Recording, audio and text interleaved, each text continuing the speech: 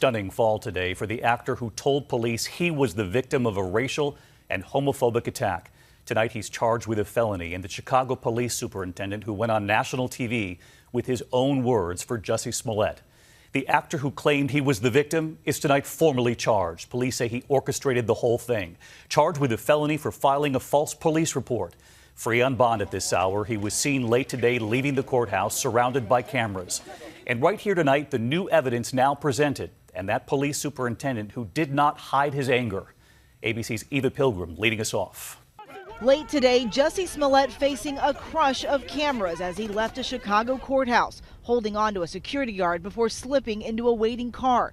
His family joining him in court today to show their support. Do you believe your brother's story? As Smollett faced a judge for the first time, accused of filing a false police report. Chicago's police superintendent with blistering words for the actor. Jussie Smollett took advantage of the pain and anger of racism to promote his career. I'm left hanging my head and asking why. Why would anyone, especially an African-American man, use the symbolism of a noose to make false accusations?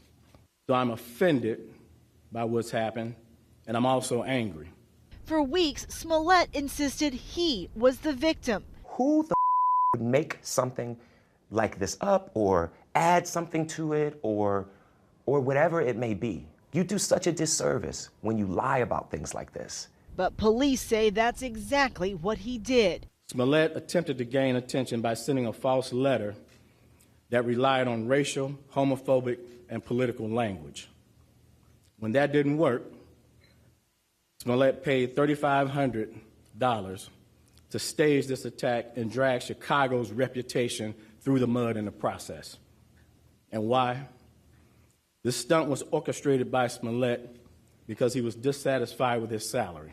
At the center of the case, those two brothers first seen in that grainy surveillance video. Prosecutors today laying out in excruciating detail how Smollett allegedly first enlisted one brother he knew from Empire. Defendant Smollett texted Abel stating, "Might need your help on the low."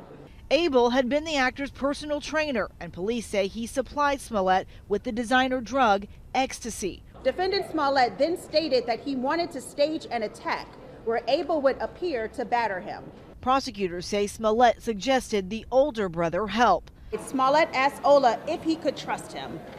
When Ola said he could, Smollett detailed his plans of the attack.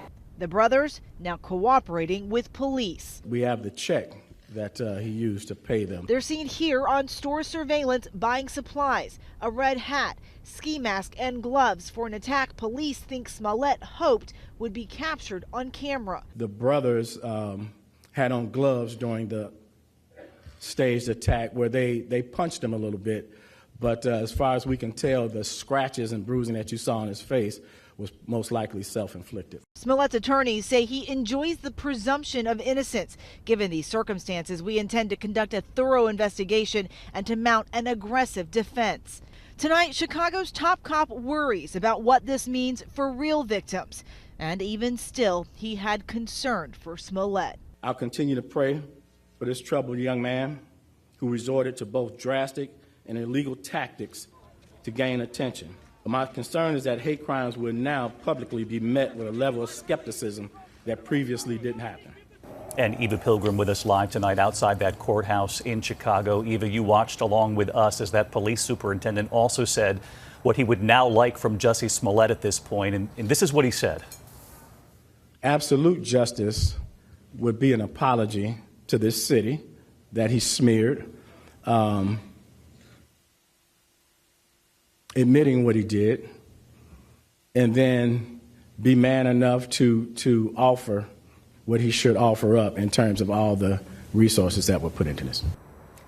Eva, that superintendent not holding back today, saying what so many people in that community there in Chicago and really across the country have been feeling as they've watched this story, unfold before their eyes over a series of several nights here. That's right, David. That police superintendent clearly impassioned, as was the judge in one moment during this hearing, setting Smollett's bond at $100,000, unusually high for this type of charge. And tonight, Smollett's attorneys at one point telling the court that the actor would be back at work on the set of Empire. David. Eva Pilgrim tonight leading us off. Thank you, Eva. Hi, everyone. George Stephanopoulos here. Thanks for checking out the ABC News YouTube channel. If you'd like to get more videos, show highlights, and watch live event coverage, click on the right over here to subscribe to our channel. And don't forget to download the ABC News app for breaking news alerts. Thanks for watching.